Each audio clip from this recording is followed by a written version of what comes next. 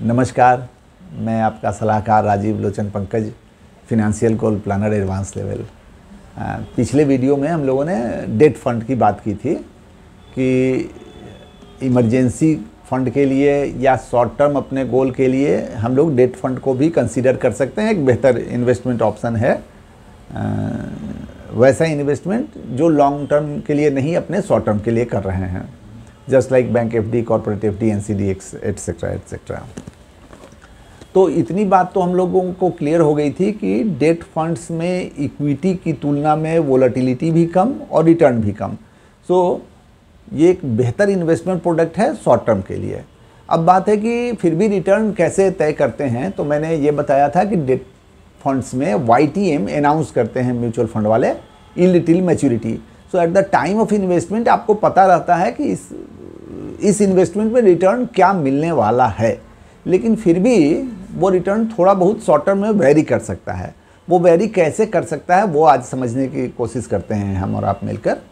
वो एक एग्जांपल लीजिए कि अगर सपोज कीजिए कि आपने कोई बैंक में FD किया है आज 7% के ब्याज दर पर, और FD ट्रांसफरेबल होता। नॉर्मली अपने हिंदुस्तान में FD ट्रांसफरेबल नहीं है, लेकिन मान लीजिए कि FD ट्रांसफरेबल होता और RBI आपके FD करने के बाद ब्याज दर कम कर देता, बाजार में ब्याज दर हो जाता 5% का, तो क्या होता कि आपकी FD कीमती हो जाती। अगर मैं आज नया FD करने जाऊं तो मुझको 5% बैंक का ऑफर होगा, आपने 7% पर किया है, तो अगर ट्रांसफरेबल आपका FD होता तो ये प्रीमियम प्राइस पर बिकता। आपने जितने का FD किया है उसके अलावा आपको प्रीमियम मिलता। एंड वाइस वर्सा, अगर RBI ब्याज दर बढ़ा देता तो आपका FD कम कीमती हो जाता। मुझको ज़्यादा ब्याज मिलेगा नया FD करने पर, तो मैं आपका FD अगर लूँगा तो डिस्काउंट पर लूँगा। मेरे ख्याल से मेरी बात क्लियर है। सो सेम मैकेनिज्म है डेट फंड्स में। डेट फंड वाले अपना पैसा जगह जगह डेट प्रोडक्ट्स में इन्वेस्ट करते हैं, राइट।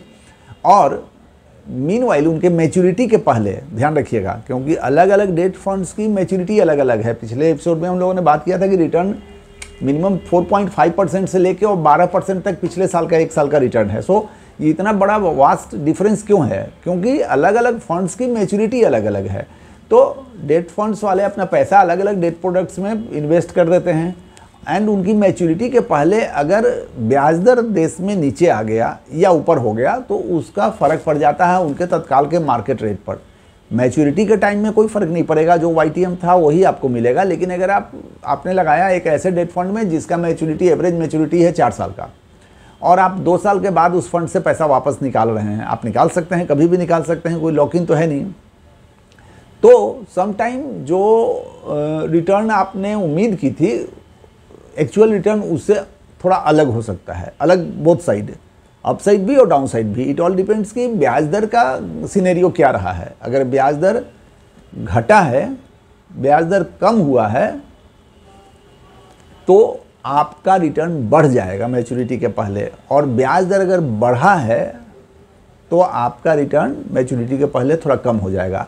लेकिन मैं रिपीट करता हूं कि मैच्योरिटी के समय में वही रिटर्न रहेगा जो आपके इन्वेस्टमेंट के समय में आपने YTM के तौर पर देखा था। तो मेरे ख्याल से मेरी बात क्लियर है। Thank you.